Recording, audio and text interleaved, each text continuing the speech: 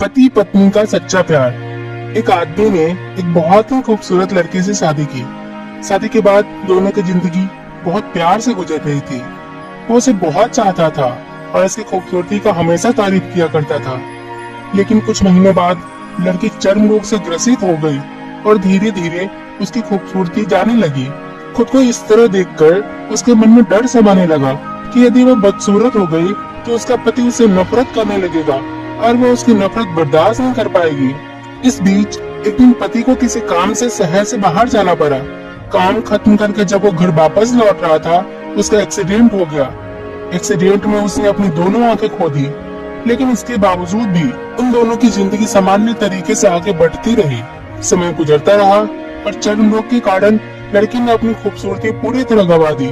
वह बदसूरत हो गई, लेकिन अंधे पति को इस बारे में कुछ पता नहीं था, इसलिए इसका उनके खुशहाल विवाहित जीवन पर कोई प्रभाव नहीं पड़ा।